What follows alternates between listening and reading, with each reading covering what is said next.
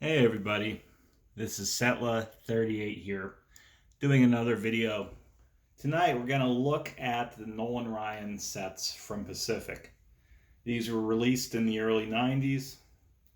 You probably have seen them around if you've collected baseball cards for any length of time.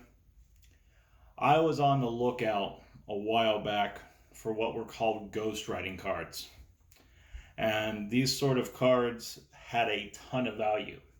People who have been in the hobby for a long time know that if you see the specific logo on pretty much any cards, you can kind of skip them. Of course, there are a few exceptions, but Pacific was known for things like Tom Seaver sets, Nolan Ryan sets, senior baseball league sets, and then they did a number of series, at least one set in the Spanish language. So they had a niche market. But what ultimately results with a lot of these products are they sit around for a good long time. Now, Nolan Ryan was getting toward the end of his career by 91 when this first set over here came out. It was a 110 card set. What was present here was just a collection of photos with little tidbits of information about the man himself. So you had effectively these sort of cards here. This, of course, was from '89 during his last stint. This was the Texas Rangers years. You may remember kind of the most notable times with Ryan's stint with Texas was his fight with Robin Ventura. Anyways, the card's kind of plain.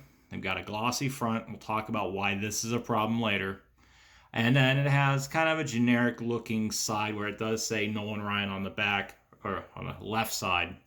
What you see on the back is another kind of cool looking thing going on here. Let's bring this a little closer. Where it has the Nolan Ryan kind of stylized. It has a whole set here saying a lot of great moments in 1989, a lot of dramatic times. These things aren't the best written at points. He lost 6 potential no-hitters. Anyways, it has a lot of solid information, especially if you were on the younger side of things, as I was back in 91 and had a Nolan Ryan collection. Well, anyways, after this first set, which admittedly sold fairly well enough to have a all-new second series, Pacific decided to put in some more in the way of chase cards. So what you notice here, I believe this is the second series. This is a special card that I pulled from one of the boxes that I opened up of the second series. It doesn't hold a lot of value, maybe $5 to $10. It is kind of cool in the fact that it's got an opening for a signature, even though there's no signature on this one. There were also variants that had gold leaf or gold looking material here. There were some other sparkly kind of variants as well. Those don't hold a ton of value. What we look for, what people that are trying to make a good amount of money off these cheap sets, are what are called ghostwriting cards. Now, kind of without a lot of publication, a lot of discussion, Pacific, in their lead up to the second set, put out these UV light specific cards. Now, for the second set here, in a card like, let's use 178. This is not a ghostwriting card. I needed some cash to move down to my current residence. I went through the cards after finding that they had a lot of value. What I looked for was on the back of the cards a very light sort of text, kind of inspirational sayings. They look kind of clear, kind of neon, ultimately are UV prints. Like things very generic, like winners don't do drugs, don't use drugs. There's a whole listing available, which I could put down on the bottom part of the video or in the description or something like that. But suffice it to say, these cards hold a good amount of value. When I sold my cards a few years back, the 2 that I did have in my collection, I made about $500 a piece. So, needless to say, I was getting back into the collection. I watched a few baseball YouTubers, and I decided to purchase practically all the boxes of the Nolan Ryan sets that I could. I started out with this third set, which I've never gotten confirmation about, having these ghostwriting cards. It's easy enough to tell when you're looking at Nolan Ryan cards what the third edition entails. You can kind of see it on this blue box over here, this logo that's present. Because when you open a pack of these cards, you'll see that the logo itself is different. It's not the baseball that's on fire that was present in sets 1 and sets 2. You'll notice that there's differences as well on the back. There's a kind of a slightly glossier cardstock that's present. There's definitely a different text here for Pacific in terms of colors. You can kind of see that it's more bold. The number is different. You can see that the font itself is different. And of course, that stylized logo is also different. Now, I'm not seeing anything in the way of the ghostwriting parallels here. You can find other essentially signature style variants, kind of foil variants. What I did over the course of the last, I'd say about a year ago at this point, was buy a bunch of these cards. I started out buying this, which ran me about 50 bucks. That was probably the priciest one I had. I bought a few boxes of the Series 1. That was before I realized that the ghostwriting doesn't come in Series 1. That's why I've got a sealed one right here. Now, of course, there are some parallels, some different cards that are present, but really it doesn't make sense for me to open these. I can go over to eBay right now and purchase the set of the gold or set of the silver for pretty cheap. My idea here is that I'm going to keep this, just kind of sit on it for a few years. This ran me probably about 10 to 15, maybe 20 shipped, so it wasn't very much. Now, I was lucky. I found 14 boxes of the Nolan Ryan second series on, I forget exactly, OfferUp or something like that, from somebody from California. Now, the only problem I noticed was that a lot of these had these cellophane cut open. The one thing you can do is weigh packs to find the obvious variants. So the ones I mentioned earlier. These cards actually, this card weighed less than a normal Texas Express Ryan card. The ones with the foiling weigh a little less as well. So I guess people weighed those packs to try to figure that out. Another issue could be that collation is very terrible when it comes to the Nolan Ryan sets.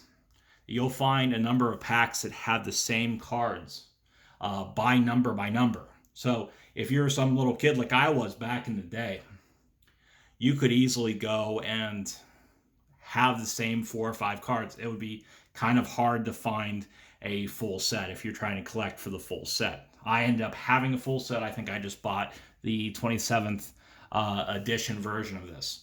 Now, if you're looking for the full sets of these, definitely don't open the packs themselves. They run for a few dollars a piece. They aren't too terribly much. For the last few minutes of this video, I want to go and crack a few of the Ryan second series packs. Showcase what's exactly going on.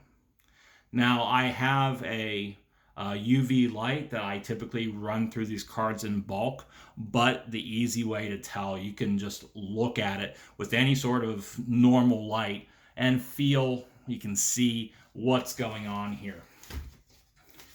Now, if you look at these packs, there's also an issue that's present that is kind of present with a lot of these 90s cards. So if we open up one of these packs, for example, you got a nice little ASMR going on here. Let's go and flip these this way. They look all right, of course, from the back. But what you'll notice a lot of times here, I don't know if this will show up, is that there's pretty significant damage here where the UV coating has attached itself to the pack lining. Anyways, this is a problem because Pacific puts the chase cards at the front of the pack. So you're going to ultimately have a lot of damage for these chase cards. This one I got lucky on because the UV coating wasn't too bad, but I've found a few of those more foil-based cards where ultimately it makes them look terrible.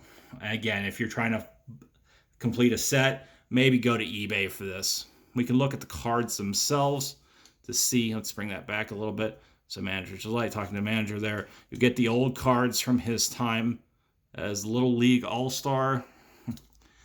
Just throughout his whole career. So time with the Angels, times the last few years with the Rangers at the time, his Astros time. There's just a whole slew of pretty fun cards. The only issue that you can notice is that there's a lot of cards that look like a photographer snapped about 7 pictures all in one pitch. And it looks kind of obvious where cards will look like they follow through. So you'll see like 3 of these where he's following up a specific pitch in one game, it looks like. Well, anyways, let's go and look at what I'm talking about here. Before we close up, this might be kind of difficult to see. You'll just have to go and try to catch the light for a ghostwriting card. And it will be obvious, especially if you've got a light here. You could easily get a UV light from eBay or Amazon without it being a problem. But you can just do this in a normal sort of light. And again, if you look at what's going on with these cards, do recall that if it's cards 1 through 110, that's series 1. That's not going to have your ghostwriting cards. If you're getting series 2, 111 to 220, those do have ghostwriting. Set 3 is kind of weird. You do need to make sure that you're not pulling these cards out that have that different logo, because this set had the entirety of 1 through 110, 111 to 220, and then 30 extra cards too. So you're going to find cards here from set, this last set, the 1993 set, that look like they should be from like a series 1, look like they should be from a series 2, and you're going to notice it with the Texas Express modified logo. And again, I'm not confirmed this for 100% certainty, but you definitely have a problem where you can, I don't think, find any of the ghostwriting cards with the 3rd series. Well, like I mentioned, when you open these packs up in 2020 or whenever you're watching this video, you're going to run into a lot of problems with this final card sticking. Most times this isn't going to matter if you're only out $10 or $15 for the box. But again, if you want the shinies, you want the nice cards here, the chase cards from the period that aren't the ghostwriting cards, you're going to lose a lot of that front material. We'll open up one more pack in regards to this. People ultimately like this. I can open up boxes. I've got about 5 or 6 different boxes left of these. So it's going to be a little difficult to see since this is one of those black and white cards, but you can notice the little bit of paper loss, or at least gloss loss up here. And this is pretty obvious when it comes to those colored pictures, the ones that come from the modern era. Well, anyways, when it comes to these Pacific cards, they'd be probably a smart buy if you can get them for a good price, bulk lots from Facebook Marketplace or whatever. Definitely pick up these boxes. I believe for a while I had cornered the market and it was kind of difficult to find these packs cheaply. More people are coming out with those. And again, if you look at Facebook Marketplace or something similar, you might find your own. Well, hopefully I answered some questions. Let me know. This was Setla38 here. Have a great night.